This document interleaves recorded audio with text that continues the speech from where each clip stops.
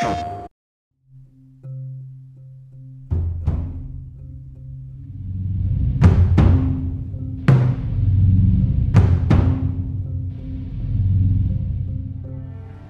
really want to make sure that there's that contrast between the negative space and then the high tension spikes. You need the exploration, you need the scavenging, you need something to say like, okay, I'm setting a certain tone and a patina here so that then we can contrast that with some stark like changes. We need the intensity to strike a different chord. That only works if you have the negative space to play off of. We wanted you to be forced to make some choices in the world that showed how depleted the resources were. You know the drill, look around, see if there's anything we can use. And we really wanted to give you a reason to go explore this space. It's like, well, you need to look for supplies that will help you survive another day in this world. Throughout the world, the player finds all sorts of different pieces of items, such as rags, alcohol, bits of broken blades, bindings, and you can combine these together in different ways in order to create items that are useful for surviving in this world. Some items in the recipes require the same combinations of things or the same types of resources, so you have to make this choice: do I want to go offensive with it, do I want to go defensive with it? I can find a bottle of alcohol and some rags and I can create a Molotov cocktail from it. That's going to help me take out a couple guys if I use it appropriately.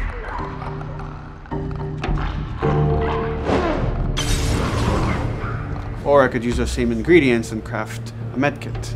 And that lets me kind of choose, do I want to play it more defensively and kind of have items that help me heal myself, or much more aggressively, and I'm going to have items that help me kill and destroy in order to then progress and get out of this area. Molotov and medkit are not the only ones that have these interesting overlaps. You can craft a shiv out of a binding and a blade so that you can sneak up behind somebody and take them out more quickly and more quietly, or can be used to jimmy open locked doors. So you are expending a binding and a blade in the hopes that there's going to be something awesome on the other side of that door. Or you could craft a melee upgrade. So you might have some nails that you've picked up, or a pair of scissors or something. You're going to be able to use bandages and use these things to attach them to the 2x4. So now you've got a more powerful melee weapon. This is something you're going to be able to run and take down an enemy in a single blow. Alternatively, you can use those same type of nails to make a bomb. This is something you can place in the world, and they're going to be able to trigger it. Since resources are limited, you stealth past an encounter, you're not getting the stuff that was encountered. Not just the stuff off the guys that you would have taken down, but also in terms of what's in the environment for you to scavenge. So you have to balance that risk versus reward, but it's definitely all a part of the choice. And sometimes the world doesn't give you a choice. Sometimes the battle breaks out in a way you didn't expect, and you have to make decisions, like in the moment. So that's another reason why we did the whole crafting system live. We didn't want the player to have to scroll through a long list of different items. We wanted it to be the absolute minimum amount of button presses.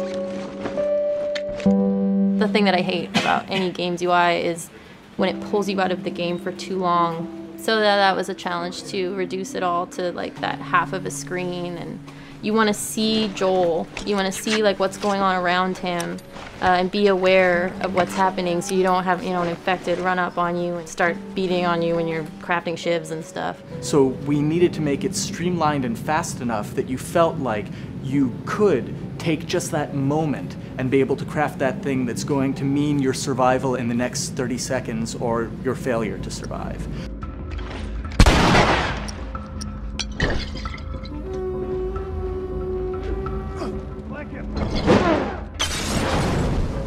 The brutality of the encounters is allowing us to reach into the tone of the survival aspect of the game.